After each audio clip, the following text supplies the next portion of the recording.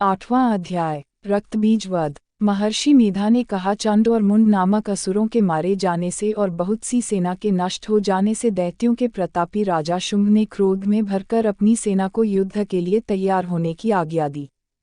उसने कहा, अब उदायुध नामक 86 असुर सेनापति अपनी सेनाओं के साथ युद्ध के लिए जाएं और कंबू नामक 84 सेनानायक भी युद्ध के लिए निकलें। कोटि वीर्य नामक 50 सेनापति और धौम्रकुल नाम के 100 सेनापति सेना सहित प्रस्थान करें। कालक, दौर्हृद, मौर्य और कालकेय ये दैत्य भी मेरी आज्ञा से तैयार होकर युद्ध के लिए कूच करें। भयानक शासन करने वाला असुरों का राजा शुंभ इस प्रकार आज्ञा देकर बहुत बड़ी सेना के साथ युद्ध के लिए चला। उसकी भयंकर सेना को अपनी ओर देखकर चंडिका ने अपने धनुष की टंकार से पृथ्वी और आकाश के बीच का भाग गुंजा दिया। हे राजन, इसके पश्चात देवी के सिंह ने भी जोर जोर से दहाड़ना आरंभ कर दिया और अंबिका के घंटे के शब्दों ने उस ध्वनि को और भयंकर बना दिया।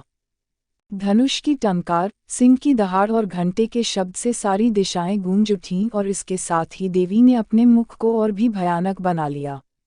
ऐसे भयंकर शब्द को सुनकर असुर सेना ने देवी तथा सिंह को चारों ओर से घेर लिया।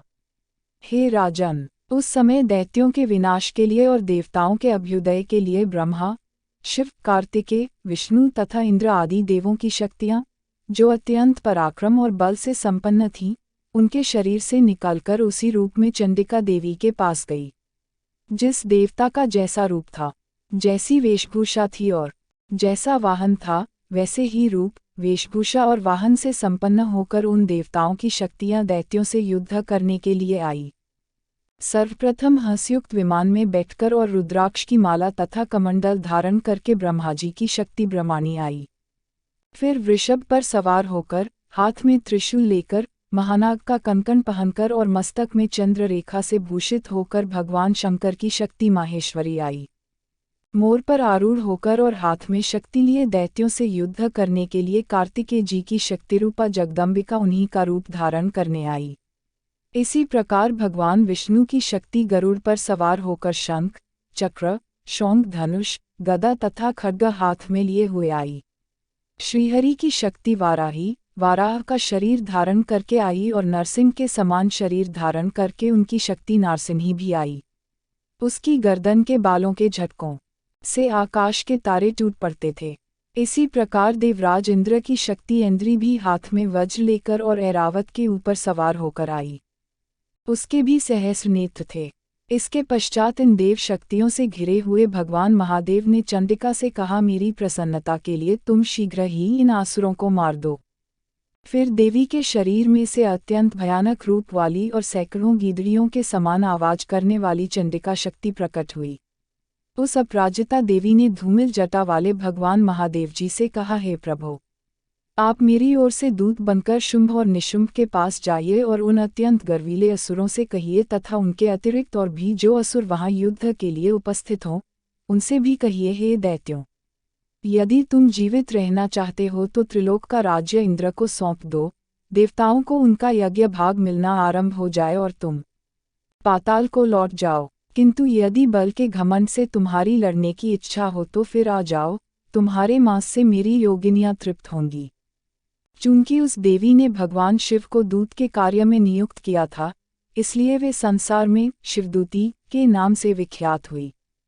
भगवान शिव से देवी का संदेश पाकर वे दैत्य क्रोध में भर गए और जिस स्थान पर देवी विराजमान थीं, वहां पहुंचकर उन पर बाणों, शक्तियों आदि की वर्षा करने लगे। देवी ने उनके फेंके हुए बाणों, शक्तियों, त्रिशूल और फरसों को अपने बाणों से काट डाला और काली देवी उस देवी के आगे खड़ी होकर शत्रुओं को त्रिशूल के प्रहार से विदीर्ण करने लगीं और खटवांग से कुचलने लगीं। ब्रह्माणी जिस ओर दौड़ती थी, उसी ओर अपने कमंडलू का जल छिड़ककर दैत्यों के ओज और बल को नष्ट कर देती थी। इसी प्रकार माहेश्वरी त्रिशूल से, वैष्णवी चक्र से और अत्यंत कोप वाली कौमारी शक्ति द्वारा असुरों को मार रही थीं। इंद्री के वज्र के प्रहार से मैकड़ों दैत्य रक्त की धारा बहाते हुए पृथ्वी पर सो गए। वाराही ने कई राक्षसों को अपनी थूथुन द्वारा मृत्यु के घाट उतार दिया, दादों के अग्रभाग से कई राक्षसों की छाती को चीर डाला और चक्र की चोट से कितनों ही को विदीर्ण करके धरती पर गिरा दिया। बड़े बड़े दैत्यों को नारसिंही अपने नखों से विदीर्ण करके भक्षण कर रही थी और सिंहनाद से 10 दिशाओं को गूंजती हुई रणभूमि में विचर रही थी। शिवदूती के प्रचंड अट्टहास से कितने ही असुर भयभीत होकर पृथ्वी पर गिर पड़े और उनके गिरते ही उसने उन्हें अपना ग्रास बना लिया। इस तरह क्रोध में भरे हुए मातृगणों द्वारा नाना प्रकार के उपायों से बड़े बड़े दैत्यों को मरते हुए देखकर असुर सेना भाग खड़ी हुई और उस सेना को इस प्रकार भागता देखकर रक्तबीज नामक महापराक्रमी दैत्य क्रोध में भरकर युद्ध के लिए आगे आया। उसके शरीर से रक्त की बूंदें जैसे ही पृथ्वी पर गिरती थीं तुरंत वैसे ही शरीर वाला तथा वैसा ही शक्तिशाली दैत्य पृथ्वी पर उत्पन्न हो जाता था। रक्तबीज गदा हाथ में लेकर इंद्री के साथ युद्ध करने लगा।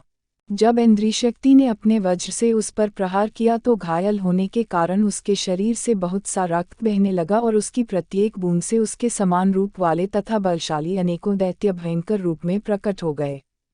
वे सभी दैत्य रक्तबीज के समान ही बलवान और तेज वाले थे। रक्त से उत्पन्न हुए वे दैत्य भी भयंकर अस्त्र शस्त्र लेकर देवियों के साथ लड़ने लगे। जब फिर इंद्री के वज्र प्रहार से उसके मस्तक पर चोट लगी और रक्त बहने लगा तो उससे हजारों पुरुष उत्पन्न हो गए। वैष्णवी ने चक्र से और इंद्री ने गदा से रक्तबीज पर प्रहार किया। वैष्णवी के चक्र से घायल होने पर उसके शरीर से जो रक्त बहा उससे हजारों महादैत्य उत्पन्न हुए, जिनके द्वारा संपूर्ण जगत व्याप्त हो गया। कौमारी ने शक्ति से, वाराही ने खड्ग से और माहेश्वरी ने त्रिशूल से उसे घायल किया। इस प्रकार क्रोध में भरकर उस महादैत्य ने सभी मातृ शक्तियों पर पृथक पृथक गदा से प्रहार किया और माताओं ने शक्ति तथा शूल इत्यादि से उसको जो बार बार घायल किया, उससे रक्त की धारा पृथ्वी पर गिरने से सैकड़ों असुर उत्पन्न हुए।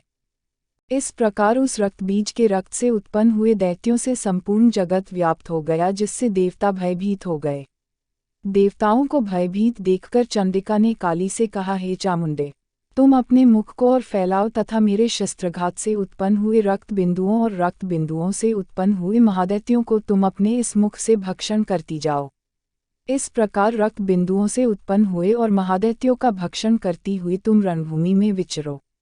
इस प्रकार रक्त क्षीण होने के कारण यह दैत्य स्वयं ही नष्ट हो जाएगा और तुम्हारे भक्षण करने के कारण अन्य दैत्य उत्पन्न नहीं हो सकेंगे। काली से इस प्रकार कहकर चंडिका देवी ने रक्तबीज पर अपने त्रिशूल से प्रहार किया और काली ने अपने मुख में उसका रक्त ले लिया। तब उसने गदा से चंडिका पर आघात किया। आघात से चंडिका को तनिक भी कष्ट नहीं हुआ। रक्तबीज के घायल शरीर से बहुत सा रक्त बहने लगा। उस रक्त के गिरने के साथ ही काली ने उसको अपने मुख में ले लिया। काली के मुख में उस रक्त से जो महादैत्य उत्पन्न हुए, उन्हें भी वह चटकर गई और रक्त को पीती गई। तदनंतर देवी चंडिका ने रक्तबीज को, जिसका कि रक्त काली ने पी लिया था, वज्र, बाण, खड्ग तथा रिष्टि इत्यादि से मार डाला। हे राजन, अनेक प्रकार के शस्त्रों से मारा हुआ और रक्त से वंचित वह महादैत्य रक्तबीज पृथ्वी पर गिर पड़ा। हे नरेश्वर, उसके गिरने पर देवता अत्यंत प्रसन्न हुए और माताएं उन असुरों का रक्त पान करके उद्धत होकर नृत्य करने लगीं।